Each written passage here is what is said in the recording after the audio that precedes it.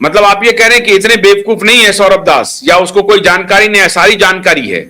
उनको हर एक चीज की जानकारी है, और वो ये डिफेंस ले भी नहीं सकते कि उनको जानकारी नहीं है, क्योंकि हर एक न्यूज पे ये पब्लिश हुआ था बॉम्बे हाईकोर्ट का। और दिशा सालियान का मैटर 6 साल से चल रहा है, और 6 साल से वो नाम चल रहे हैं अक्यूज के जो भी थे, दीनो मोरिया, सूरज पांचोली और आदित्य ठाकरे और बाकी लोग के, तो वो ये डिफेंस ले ही नहीं सकते हैं कि उनको पता नहीं था। और सौरभ दास तो इन्वेस्टिगेटिव जर्नलिस्ट रहे हैं। ये तो स्वर्णकांता शर्मा के बेटे और बेटी किस सरकार के पैनल पे हैं, कितना उनको पैसा मिलता है, इस सब की रिपोर्टिंग ये ढूंढ के ले आते हैं। तो इनको ये कैसे नहीं मालूम है कि दिशा सालियान केस में आदित्य ठाकरे एक आरोपी है और उनके खिलाफ 6 साल से ये पूरा केसेस जो है सो वो चल रहा है।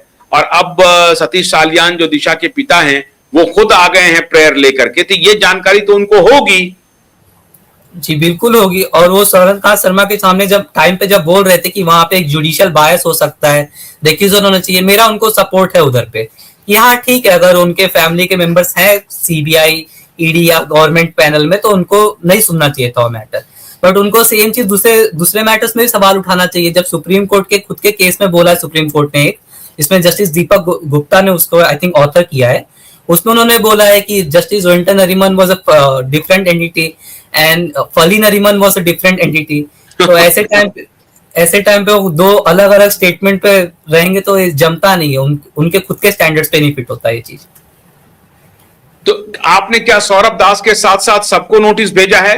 आशुतोष रंका को, अभिजीत दीपके को? नहीं, हमने सिर्फ सौरभ दास और रत्ना सिंह इन दोनों को नोटिस भेजा है।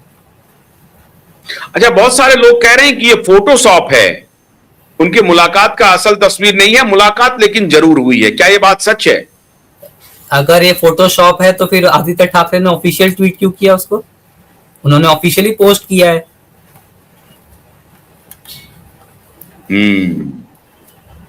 अच्छा, तो क्या नोटिस आपने आदित्य ठाकरे को भी सर्व किया है? नहीं, हमने उनको कोई नोटिस सर्व नहीं किया है। हमने सिर्फ आपको उनको भी सर्व करना चाहिए था कि आपने सौरभ दास को क्यों बुलाया? हम उनको क्यों सर्व करें? सौरभ दास उनसे मिलने क्यों गए? हमारे तो ऑलरेडी अक्यूजेशन चल रहे हैं ना कि वो उनके खिलाफ एफआईआर होनी चाहिए, वो उस केस में आरोपी है। हम तो पहले से ही बोल रहे हैं उस चीज को। तो हम सौरभ दास पे तो कोई एलिगेशन आज तक डाल नहीं रहे थे, अब हम डाल रहे हैं क्योंकि हमको लग रहा है उनसे मिलने जा रहे हैं। कि हम मुझे तो पर्सनली लग रहा है कि इमेज बिल्डिंग ही था ये, कि उनको ऐसा डिक्लेयर करने का एक पब्लिक के माइंड में, स्पेशली यूथ के माइंड में, कि नहीं ये अच्छे आदमी है, ये यूथ के लिए करते हैं। नहीं, लेकिन इसमें परसेप्शन बिल्ड करने के लिए ये श्रीमान गए थे। आदित्य ठाकरे का अपना परसेप्शन तो जेनजी की नजरों में गिरा रहे हैं ये। जी बिल्कुल गिरा रहे हैं। जिनको नहीं पता उनके लिए हमने अब नोटिस भेजी है, लेकिन अब सबको पता चलेगा ये चीज कि ये आदमी कैसा है। अगर ये जानबूझ के ऐसे गलत जाएंगे, परसेप्शन चेंज करने जाएंगे, जो कि जिनके खिलाफ केस चल रहा है, तो फिर तो बहुत गलत है। और वो स्पेशली जब इन्होंने बोला है कि ये पॉलिटिकली इंडिपेंडेंट आदमी है।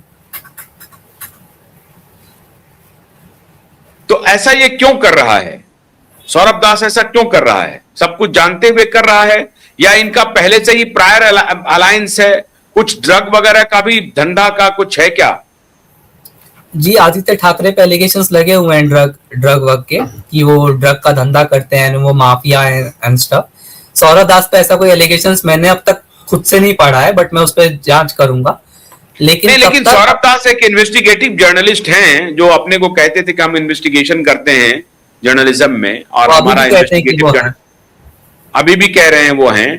तो इन्होंने ये इन्वेस्टिगेशन नहीं किया आदित्य ठाकरे के बारे में? अब मैं तो इस पे कह नहीं सकता, मेरे हिसाब से तो उन्होंने किया है, उनको सब पता है, लेकिन वो जानबूझ के करने जा रहे हैं। उनके कोई अल्टीरियर मोटिव्स रहेंगे उसपे, उनको वो चीज उनको आके क्लैरिफाई करनी चाहिए ये चीज, तो कि तो उनको क्या पता है जैन जी की आंखें खुल रही हैं कि इनका जो पूरा मूवमेंट था वो स्टूडेंट के लिए नहीं था, और स्टूडेंट के बहाने ये कुछ अपनी ब्रांडिंग में लगे हुए थे? जी बिल्कुल खुल रही है। मैं अपने कितने दोस्तों से बात कर रहा हूँ, वो भी बोल रहे हैं कि हाँ ये तो गलत है, कि ये मिलने क्यों गए उनसे, क्या ये जेंजी के नाम पे सिर्फ अपने आप को फेमस करने की कोशिश थी, या उनका कोई पॉलिटिकल टैक्टिक्स था किसी पॉलिटिकल पार्टी के लिए? ये तो बहुत लोग सवाल उठा रहे हैं। आप भी जाके अगर पूछेंगे तो बहुत लोग आपको बताएंगे कि हाँ उनको शक हो रहा है इन चीजों पे। कई दोस्त मेरे गए थे प्रोटेस्ट में जंतर मंतर, सब सवाल उठा रहे हैं।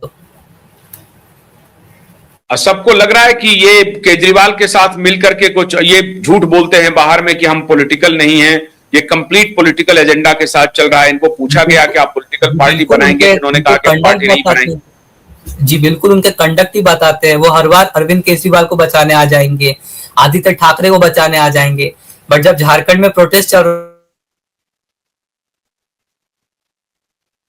है, वो जा नहीं, वो भी एकदम नाम का ही सपोर्ट है। वो ना वहां पे अभिजीत दिक्के जा रहे हैं, जैसे वो जंतर मंतर में खड़े थे ये लोग, एक भी आदमी वैसे झारखंड में क्यों नहीं जा रहा है? वहां पे तो लाठीचार्ज भी हुआ स्टूडेंट्स पे, उस पर तो एक भी सवाल नहीं उठाया इन्होंने।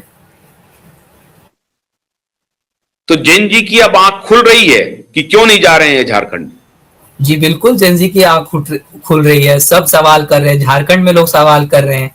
जो लोग जंतर मंतर में गए थे जेन्युइनली प्रोटेस्ट के लिए, इनोसेंट लोग जो लड़ रहे थे स्टूडेंट्स के कॉज के लिए, वो लोग भी सवाल उठा रहे हैं कि जब तुम यहाँ पे पेपर लीक के लिए कर सकते हो नीट में, तो फिर झारखंड में क्यों नहीं जाना, कर्नाटक में क्यों नहीं जाना? अच्छा, इनकी जो पालतू मीडिया है, जो पहले सरकारों के पालतू थे, उसमें सारे इनके इन्फ्लुएंसर हैं, बड़े बड़े मीडिया के जो लोग हैं, वो सब चुप्पी साधे हुए हैं। आदित्य ठाकरे से सौरभ दास क्यों मिले? जी उस पे मैं ज्यादा बोल नहीं सकता हूँ, लेकिन वो लोग तो ऑब्वियसली छुपाएंगे क्योंकि वो लोग सब एक सिंडिकेट के पार्ट हैं मेरे हिसाब से। तो कि आपको लग रहा है, क्या आप जी जिन जी को लग रहा है कि ये सभी एक सिंडिकेट चला रहे हैं? जी बिल्कुल लग रहा है, क्यों नहीं लगेगा? जब वो लोग एक साइड में सवाल उठाते हैं, एक जगह पे टारगेट करेंगे, तो फिर दूसरी जगह भी उनको बोलना चाहिए था। स्पेशली जब इतना सीरियस कंसर्न है गैंगरेप और मर्डर का, तो फिर उनको तो पूछना ही चाहिए था कि आप ये सौरभ दास क्यों गए। जब ये अपने कौन थे, दाहिया थे आई थिंक, विजेता दाहिया, दहिया। उनको हाँ, वो प्रोटेस्ट में सिर्फ बर्गर खा रहे थे और साइड होकर उन्होंने बोल दिया था मैं क्यों जाऊं, मेरे को बोला गया, तो उनको निकाल दिया गया था। ये तो बहुत छोटी बात थी। जब यहाँ पे मर्डर और गैंगरेप की बात है तो बहुत सीरियस कंसर्न है, तो सौरभ दास को क्यों रखा गया अब तक सीजीपी में, क्यों नहीं हटाया गया अब तक उनको वहां से? सीजीपी के पूरे मेंबर जितने सीजीपी के सब पे सवाल उठते हैं, ऐसे सिर्फ सौरभ दास पे अकेले तो उठता नहीं इधर पे। क्या आप ये कह रहे हैं कि दहिया एक बर्गर खाने के चक्कर में उनको बाहर कर दिया, और ये रेप और हत्या के आरोपी से सरेआम मिल रहे हैं, तो इनके साथ क्या किया जाना चाहिए? मेरे हिसाब से तो इनको निकालना चाहिए और इनसे सवाल भी करना चाहिए कि आप क्यों मिलने गए। इनको उनको सौरभ दास को खुद क्लैरिफाई करना चाहिए कि वो क्यों मिलने गए वहां पे। क्या उन्होंने थोड़ा सा अपना इन्वेस्टिगेशन नहीं किया उस चीज पे? खुद को अगर आप बोल अच्छा, रहे अगर आपके नोटिस का इन्होंने जवाब नहीं दिया तो क्या जेनजी लॉयर्स एसोसिएशन इनके खिलाफ मूवमेंट चलाएगी, क्या करेगी? जी बिल्कुल मूवमेंट चलाएगी, क्यों नहीं चलाएगी उनके खिलाफ मूवमेंट? अगर तुम झूठा नाम लेकर के जा रहे हो, फिर तुम किसी पार्टी के लिए काम करो, तो हम उनके खिलाफ सवाल भी उठाएंगे, और अगर वो ज्यादा बचेंगे तो हम उनका एक्शन भी लेंगे उनके खिलाफ। अच्छा, तो बहुत बहुत शुक्रिया आयुष, आप जैन जी की आंखें खोल रहे हैं, कम से कम लोगों को सच दिखला पाने की स्थिति में हैं। आपने नोटिस भेजा है और हम उम्मीद करते हैं कि सौरभ दास इस नोटिस का जवाब देंगे, लेकिन वो देंगे नहीं। ये हमारी उम्मीद ही रहेगी, क्योंकि उनको लगता है कि वो कुछ बड़े हो गए हैं, लेकिन ऊंट तो आ गया है अब पहाड़ के नीचे। जैन जी की पूरी आंखें खुल रही हैं, और जैन जी लॉयर्स एसोसिएशन ने अगर मामले को अपने हाथ में लिया है तो उसे अंजाम तक पहुंचाएंगे, इन्हें एक्सपोज करेंगे पूरी तरह से। बहुत बहुत शुक्रिया, नमस्कार।